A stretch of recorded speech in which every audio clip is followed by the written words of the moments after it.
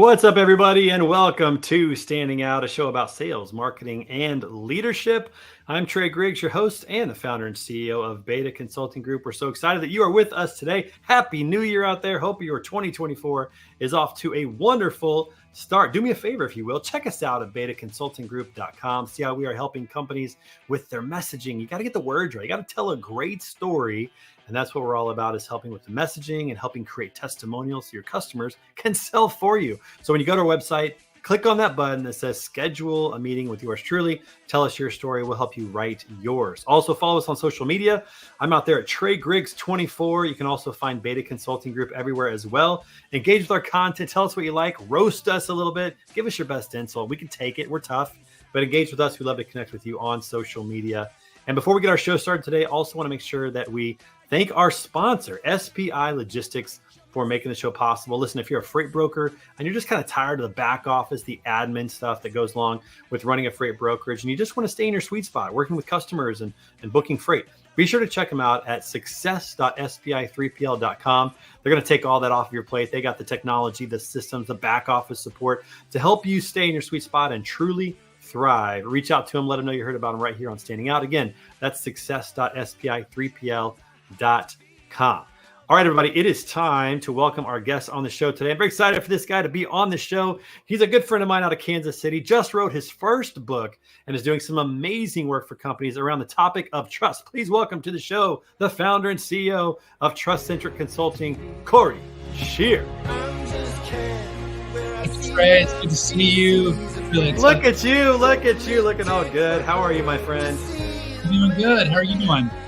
I'm not even what song. I don't know what song that was. I think we just chose one for you randomly. It's, I said, you choose. I trust you completely with my walk-in song. So that's how much trust I have in you all. Kind of a mellow tune we went with. I don't know. I'm not sure what that says about you, but we went mellow. So there you go. That's what I like it. Yeah, keeps Cory, it's good to see you, man. We had the too. chance to have breakfast recently. Man, it is so good to see you. Tell everybody a little bit about yourself and a little bit about TrustCentric Consulting.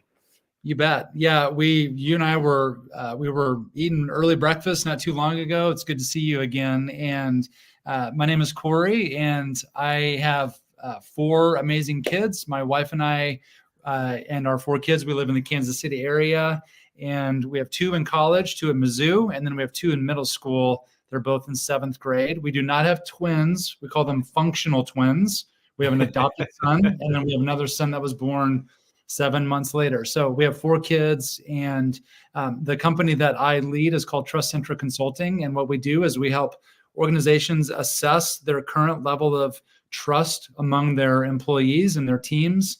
And then we walk alongside them with data and a proven framework, and then a blueprint so that they can improve their workplace culture, which obviously affects things like retention, advocacy, loyalty, productivity. All of the great things about an amazing organization are deeply affected by whether or not trust is present. So that's what we get to do with our incredible clients. Yeah, and we're going to dig into that here a little bit more in just a minute, because trust is one of those kind of obscure words that, what does it really mean? How do you build it? How do you measure it? So I'm excited. We're going to get into all of that. But before we do that, a couple of housekeeping things. First of all, we appreciate you being on the show. This is round 2 for you, second time on the show. Do you want a coffee mug or do you want a water bottle from the show? We're going to send you whichever one you want. What do you like? I'm going to go coffee mug, and I'm looking forward to the bobblehead one day. We'll just have to see about that. All right. We'll just have to see about that. But I will say this. We did have breakfast recently. We had breakfast at First Washington in Independence. You can kind of see this picture here overlaying right now.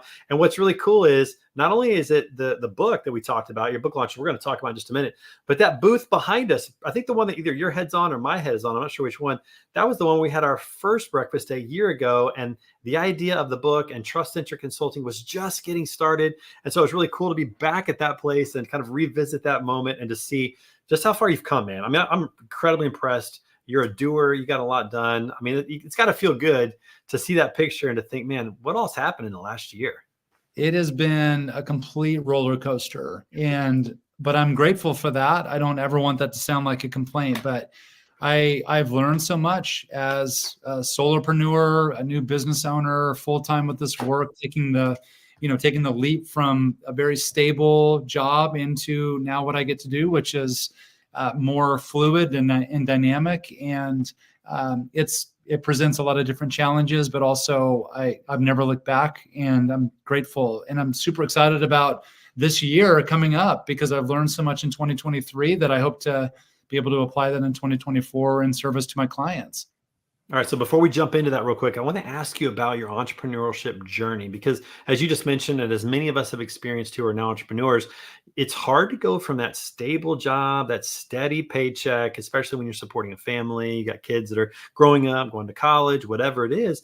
It's really hard to make that jump. What was it for you that kind of led you in that direction to say, no, this is what we're going to do right now in this moment. We're not going to back off from that. Talk about that, mental transition for you to go from that stable job to now betting on yourself. It was hard, and it took a couple of really significant reflective months and a lot of counsel from a lot of trusted people in order for me to make that decision.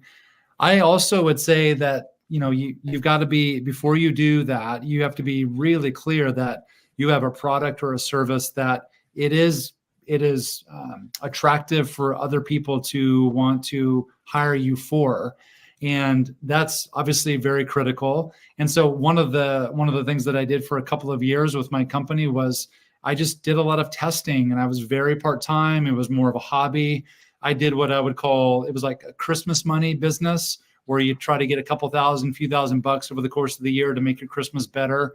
And then after a couple of years of that, I realized that the biggest constraint on growing the business was my time, and I was not going to be able to have a full-time effect of my business by doing it very part-time. And so all that to say, I made the decision to do it. And my number one focus right now as a small business owner is doing what I call as protecting the net, meaning really being mindful of expenses, investments in certain things within the organization, and ensuring that that I'm being very mindful that every dollar that comes into the business has a direct effect on the livelihood of our family.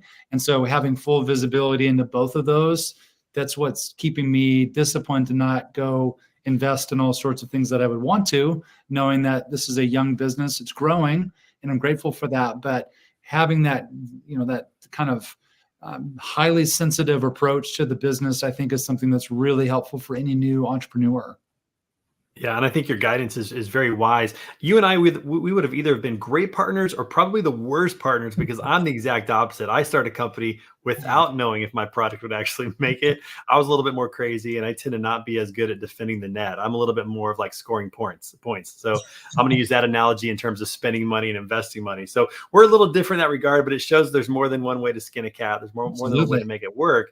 And so for those of you that are crazy like me, go for it, get started. For those of you that need a little bit more time, do the Christmas business. I like that. That's actually a really good analogy to have a Christmas business. Make a few $1,000, learn along the way, test your ideas out, and then launch. And certainly all that work that you did helped you to really accelerate in this past year. I mean, you've really made some inroads. You finished your first book. TrustCentric Consulting now has regular customers, regular clients. So I think it's just phenomenal. What was it about the journey where you said the book is important? I want to get this knocked out. Yeah, the book has been a goal of mine for a long time. Didn't really know what topic I wanted to write. I would have kind of like fits and stops where I would, there's a cool idea for a book, and then I would write a paragraph or a chapter, and then in my Google folder I've got 6 or 7 different kind of very initial versions of a book. But this was not only an opportunity for me to kind of share the information that I've learned over the course of the last several years with my research and my doctoral work and now my client work, but I wanted something to be portable for any organization, any employee within the organization. I tend to work with organizations primarily with their executive level leadership. So I wanted something that every employee in the organization would be able to hold and digest and read, and for it to be a development tool for them. Also, strategically, this book writing process allowed me to gain a sharper focus on what it is that TrustCentric does as an organization. And in a lot of ways, this has been a manifesto for my business. And this is the kind of focus that I think is important for an entrepreneur, because there's so many different options and ways to think about things and do things. But for me, getting it down on paper has been great. And then the last thing I would say is somebody told me many months ago that when you write a book, it's basically the best version of a business card ever. And there's something about handing a book to somebody or connecting with somebody on LinkedIn and just saying, let me just throw a book in the mail for you, and they'll get it in a few days. And then they are now invited into the manifesto of your company and what you're passionate about. Like, what a powerful medium with physical print copy like that. Yeah, it's really genius. And so the book is Closing the Trust Gap. I'm very fortunate. I have a signed copy. Look at that, everybody. I get a signed copy from Cory, hand delivered. And I wanted to ask you about this because, as I've been reading through the book, I really enjoy it. Very well written. You're a great speaker and communicator no matter what. But you write in here at one point, you said, organizational trust is like electrical power. You don't realize how much you depend on it until it's gone. I love that analogy. And I think there's a lot of truth in that.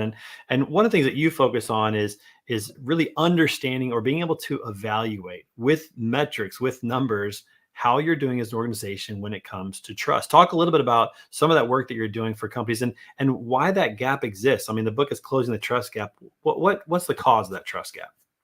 Well, there's so many factors that cause the trust gap. And one of them is just when you have an organization that's full of people, there's opportunities for gaps to occur because we have different ways of thinking. We have different experiences. We have different personality dynamics. We have different ways that we measure success. And so those working dynamics create opportunities for gaps to be created. And if left unchecked and if normalized within an organization, those gaps in trust can really become problematic. And the other thing that has occurred in the last couple of years is with COVID and the Great Resignation. I mean, in 2022, 50 million people left their jobs. And so that massive turnover of a third of the workforce left their organization. And so when you think about how that affects the organization where the employees left, also employees going into a new organization and this kind of new dynamic with new people, all of these create opportunities where they can have a gap because of what they believe to be true in the organization may or may not be true. And when there's no communication, when there's no commitment to problem solving, when you have people who may not necessarily be as competent as they could or should be to do the job, then these are the opportunities. I call them, these are like the seeds of distrust that can begin to be laid down. And then over the course of time, those seeds will grow. As those seeds grow, it creates a forest. When there's a forest created, it becomes very, very difficult to navigate. So the role of a leader is to ensure that you're identifying, are there any current gaps in trust? If so, what is the dimension? How wide are they? And then how do we close the gap? I also feel that it's not about investing time and energy and money into bridging the trust gap.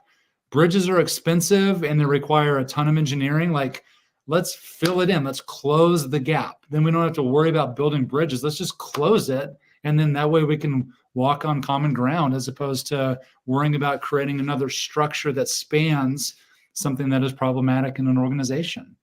Yeah, and to be clear of what we're talking about with the trust gap, we're talking about how leaders perceive trust in an organization and how frontline employees perceive it and what's the difference between those. Because a lot of times leaders think everything is going well. They think there's a high level of trust within the organization. But a lot of times when you talk to the front-end workers and mid-level managers, somewhere in there, it doesn't match up. How do you assess that? I mean, how do you even get to understanding what that gap looks like from a numerical data perspective? We do a quantitative approach primarily, where we have what we call our organizational trust assessment. It's 49 data points. It takes 7 minutes to take the assessment. It's completely anonymous. It also, there are qualifiers within the assessment. So it asks, how long have you been in the organization? What level of the organization are you in? What is your perceived role in shaping organizational culture? So when we get all of those variables plus the data, we can then start cross-tabbing that data to paint a clearer picture of what their current gaps are in trust. We also nest all of that data within this theoretical framework that we call the structure of trust.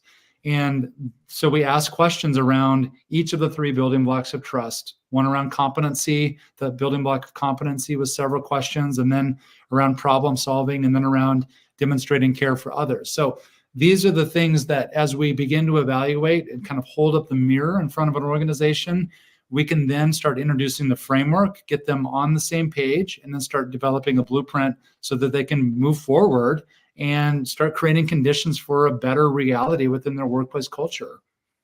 So the cliff notes of it is, if you have somebody who's competent at their job, who has the ability to solve problems, and who cares for people, those are kind of the building blocks for That's right. really establishing an organization that has a high level of trust throughout. That's exactly right. Those are the three building blocks that's been proven by data to be true in terms of somebody's trustworthiness. And if you think about somebody in your past, maybe a past work experience that you trusted the most, I would bet that they were probably very high on all three of those levels. And then conversely, somebody that you trusted the least, I would assume that at least one of those building blocks was at 0 or very, very low. And that's what creates those gaps in trust. And if it becomes the norm of the organization, it has a dramatic effect on many different KPIs within the organization. And so the challenge is when you're not aware of what the source of the gap is, you're only responding to the effect of the gap, that becomes very, very challenging for an organization and frustrating. Yeah, I've definitely had leaders or people within an organization that I had low levels of trust with because I felt like they didn't know what they were doing, or I certainly didn't feel like they cared about me. And it impacts how you feel about somebody, how you trust somebody with your career, with your job, with your livelihood. All that stuff really matters. It doesn't sound difficult. There's only 3 building blocks, but yet it is. What are some of the tips and action steps that you provide some of your clients to help overcome some of those?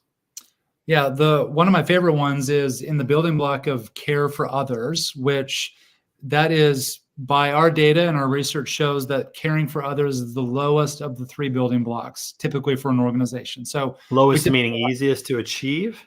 No, lowest meaning it's receiving the lowest rating. So it's creating the most amount of distrust because of a lack of Okay. Got it. We typically hire people based on competencies. We train towards that. We have problem solving, overall fairly good problem solving in many organizations, but where we see some of the bigger gaps is when we talk about caring for others. From our research, what we see is that the number one way to demonstrate care for others in a practical way is simply to listen to others in a way that is active. So one of the tools that I share with people is, when the next time you're in a conversation, think about the 9-1 ratio. So 9 questions for every answer that you provide. So imagine your next conversation with a leader or a team member or a frontline employee or a customer. Before you offer a suggestion or an answer, you have to ask them 9 different questions. Like that 9-1 ratio, if you do that, if you're consistent in your approach about ultimately putting their needs before your own, that inherently is trust building. And so these are the things where you're right, it's not difficult. It is simple. We complicate it because we bring in lots of different definitions of what we feel is true within the organization. And as a result of that, it can muddy the water and it begins to create some of these gaps. So simple is true, but it's not necessarily simplistic to strengthen trust, because we've got to be committed to that being a priority 100% of the time. I'm not going to lie. 9 questions seems like a lot, which tells me I have a lot of work to do in this area. I probably like to talk a little too much and need to ask a few more questions along the way. So it's a great reminder to think about asking more questions and listen, and not be distracted either. One thing I found with virtual meetings versus in-person meetings, I mean, if I'm with somebody, it seems like it's easier to focus on them and to be connected. In virtual calls, sometimes because we have screens, we've got, cell phone going off or whatever, it seems like it's easier to get distracted. And I think that's a big part of it as well. It's just being really focused in those conversations. Again, not difficult, but something we struggle with, something we all tend to need a little reminder from time to time to focus on that. So I love that. It's all in the book. Plus you also offer coaching and consulting as well. So we got the book, but what's the other side of the business? How could people benefit from working with TrustCentric Consulting? Yeah, the main side of the business is 4 different areas, whether it's consultative work with teams and organizations or executive coaching. I've got lots of clients that I work with from an executive coaching standpoint. I do different workshops, 2-hour, 4-hour, full-day workshops with executive teams or midline managers. And then the final thing is speaking and doing various speaking engagements, including keynotes. And one of the highlights for last year in 2023 was I was introduced by you to Jen over at TMSA, and I had the privilege of serving TMSA in the executive summit with an opening keynote. It was a blast. I hung out with them the rest of the day. I learned so much about logistics, and it was awesome. I would absolutely call that experience at the TMSA Executive Summit a top experience for 2023. Yeah, I was really excited you got to do that. I was bummed that I didn't get to be there for it, but I'm glad you got to do that. And I'm excited for other events that I'm going to be emceeing that you're going to be speaking at and get a chance to work together, which is awesome. And so I love the fact that you got to do it. I'm sure there's more of that coming in 2024 here as you think about your goals moving forward. Before we get to that, though, quick website. Where can people get connected with you to learn more about TrustCentric Consulting? Yep, TrustCentricConsulting.com is the website for the company, or if you just Google TrustCentric Consulting, and then the book, you can go to Amazon and look it up, or go to TrustGapBook.com. Love it. Very good. Okay, we got to play a game, my friend. This is a new game we've been playing. It's a lot of fun. It is called Wavelength.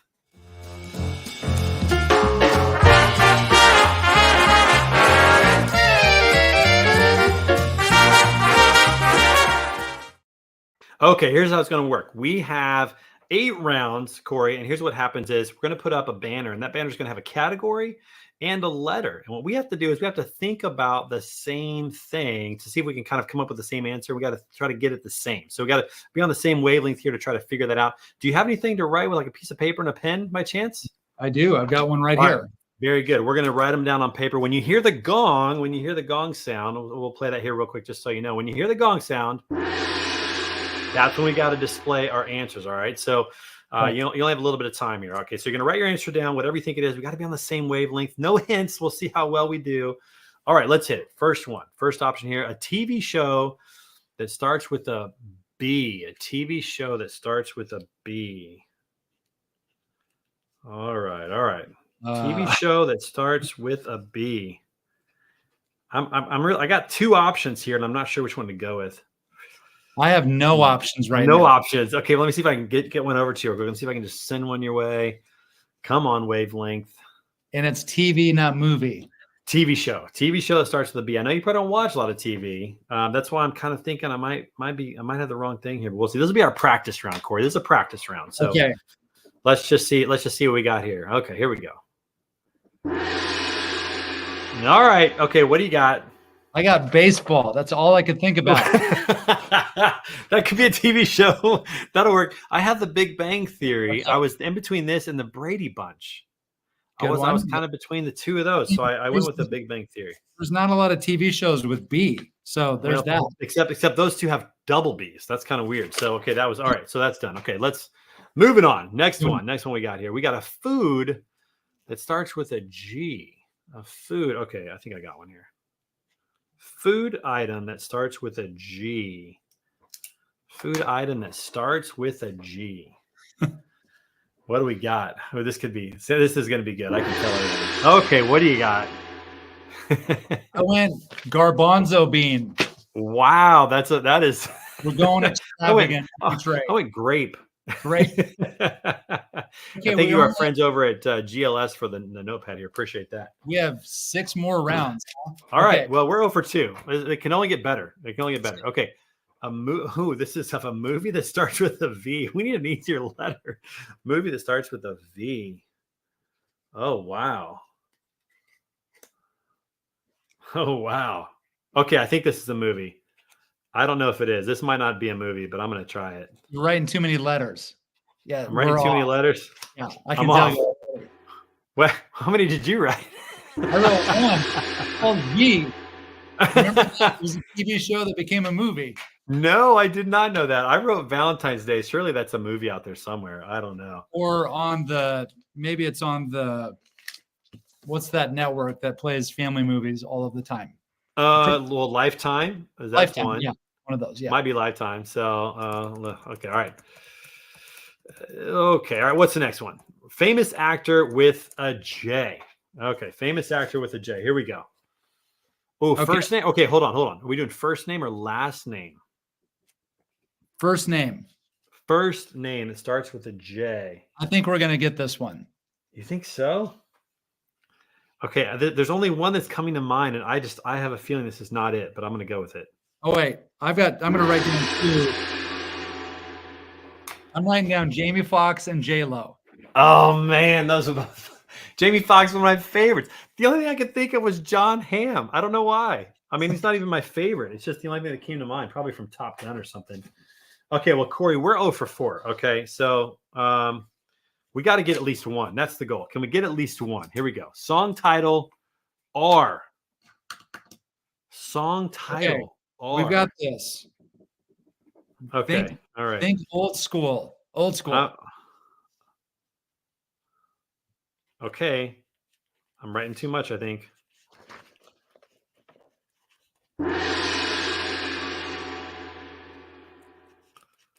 Okay, I got Rocking Around the Christmas Tree.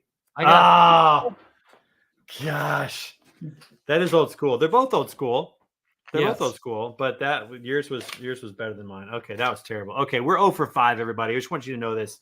This has never happened, Cory. We have never gotten shut out in a game of Wavelength. I just want you to know this. This could be record no pressure. breaking. No pressure.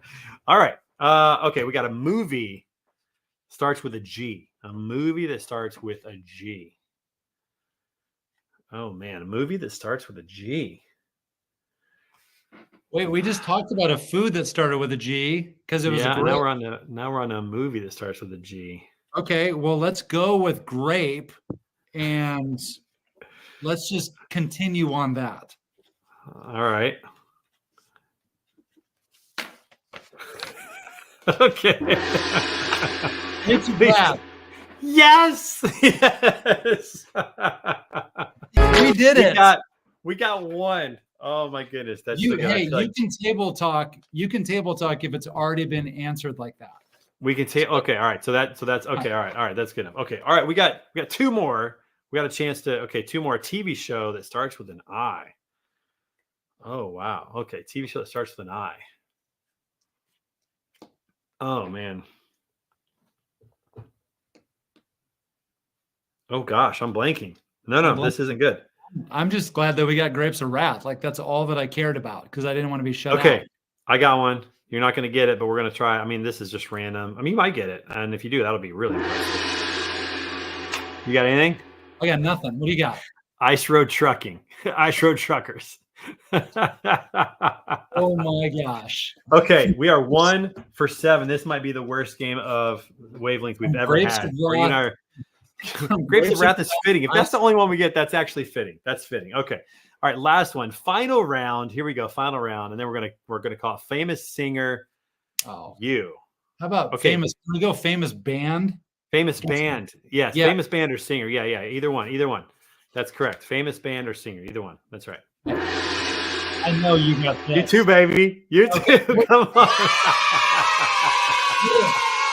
Oh. That was terrible. Okay, well, we're gonna. I wanted to be able to get to a point where you could invite me back without feeling ashamed. We're gonna have to work on Wavelength because that was not our best one ever. Okay, so we're gonna wrap this one up, Cory, real quick. 2024 is upon us. What are some of the goals for 2024 for you for TrustCentric Consulting for the book? What are you going after?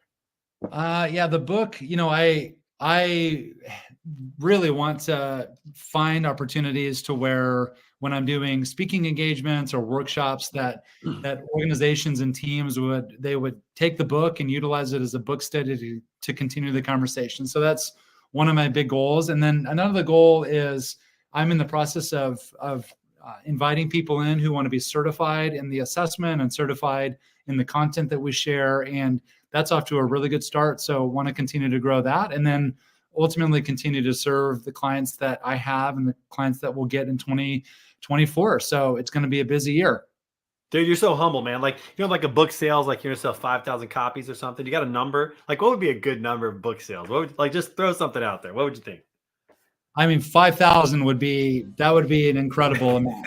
Yeah. No, Amazon, they get their share for sure, but 5,000 would be awesome. Absolutely. And it's worth it. It's a phenomenal book. Cory, listen, thanks so much for being on the show, man. Always good to have you on here. And I'm excited to do some work with you. I think we're going to be doing an event soon coming up together and some other Yep. things. So Yep. really looking forward to that. But again, thanks for being on the show. Round 2, this is the second time, man. We're going to have to get you on here again. And we will close our gaps on our wavelength. I believe that. We got to work better. That was embarrassing, but it's fun. It was fun. It was funny either way. Cory, thanks so much, man. We'll see you soon. Bye. All right, everybody, make sure you come back every Tuesday for episodes throughout the new year. Again, hope your new year's off to a great start. Be sure to pick up that book at trustgap.com. And again, thanks to our sponsor, SPI Logistics, for making it possible. Success.spi3pl.com. Check them out, and we'll see you again next time around. This is Standing Out. I'm Trey Griggs. See ya.